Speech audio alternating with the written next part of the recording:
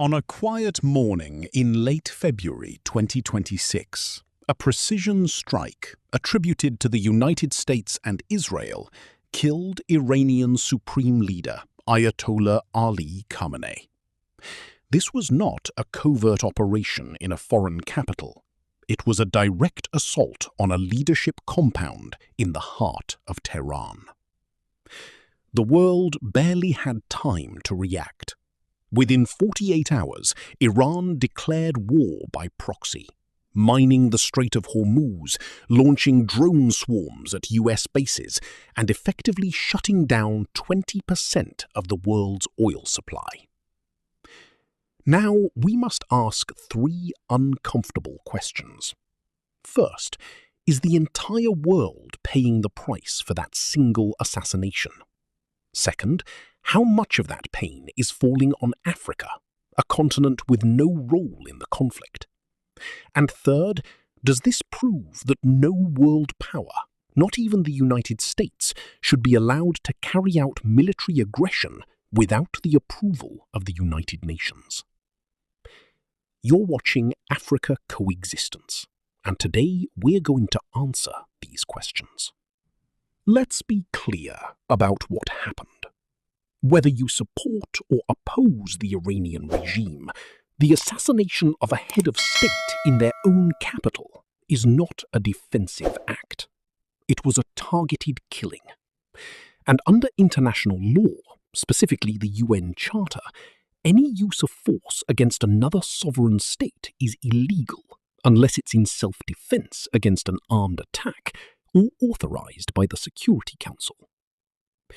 At the moment of that strike, Iran had not launched a conventional war against the US or Israel.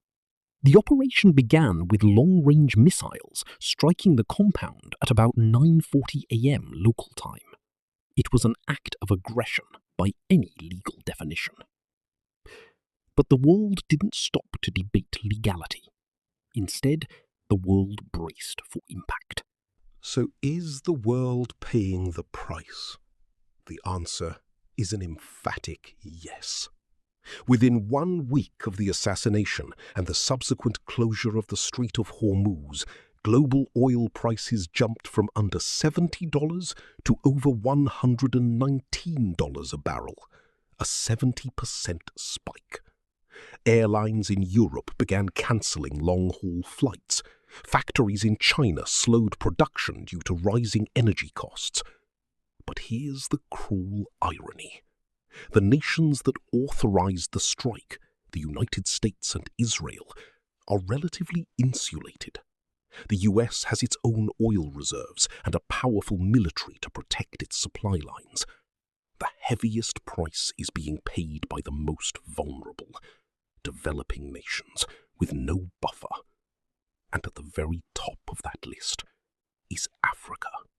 Let me take you inside that pain, because it is not abstract, it is real, and it is happening right now. No African country is a member of the International Energy Agency. That means no strategic fuel reserves to fall back on. When the strait closed, the 600,000 barrels per day of refined petroleum that normally reach Africa from the Middle East simply vanished. Here are just 3 examples.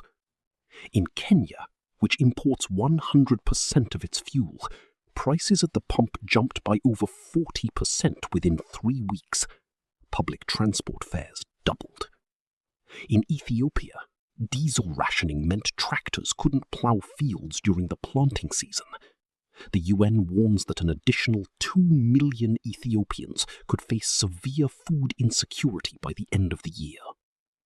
In Nigeria, despite being an oil producer, the country lacks enough refining capacity. Petrol queues returned to major cities for the first time in years. Small businesses that rely on generators, which is most of them, are shutting down. And let's not forget the fertilizer crisis. The strait also carries a third of the world's urea and ammonia. Without them, African farmers face lower crop yields. Food prices are already climbing. So when the Ayatollah was killed in Tehran, it wasn't just a political event. It was a trigger that sent a shockwave through every African market, every farm, every family budget. This brings us to the third question. Does this crisis prove that world powers should not be allowed to carry out military aggression without world approval, specifically from the United Nations? Let me be direct.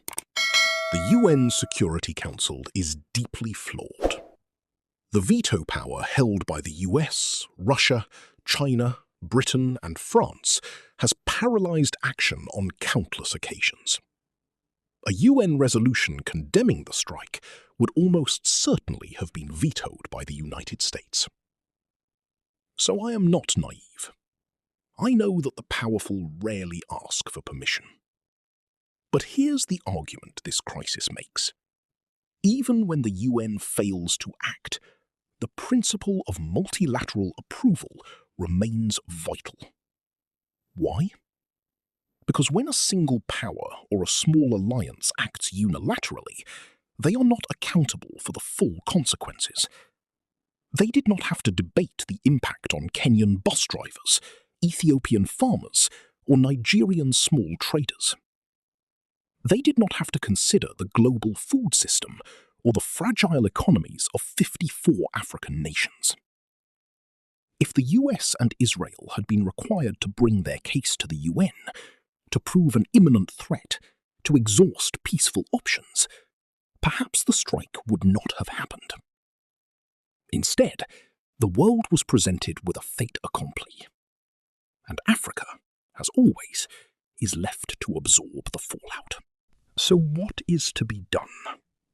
I am not naive enough to think the US or Israel will surrender their strategic autonomy, but Africa and the broader global South must now demand a new doctrine. No military aggression that risks global energy supplies, food security, or economic stability should be permitted without a binding UN risk assessment and a mandatory compensation fund for affected nations. Imagine a world where before any strike on a major energy-producing nation, the attacking party must deposit a bond into a Global South Resilience Fund. That fund would then be used to stabilize fuel and food prices in vulnerable regions like Africa during the inevitable disruption. That is not radical. That is simply accountability. The current system says, the powerful act, the powerless pay. The Hormuz crisis has exposed that injustice in blinding light. To wrap up, yes, the world is paying the price for the assassination of the Iranian Ayatollah, but not equally. Africa is bleeding the most, without any voice in the decision. And yes, this crisis proves, beyond any doubt, that unilateral military aggression by world powers is a danger to global stability. The UN may be imperfect, but the alternative, rule by the strong, leaves the weak to suffer alone. The question is not whether the US or Israel had a grievance with Iran. The question is whether any nation has the right to burn the global village to warm its own house.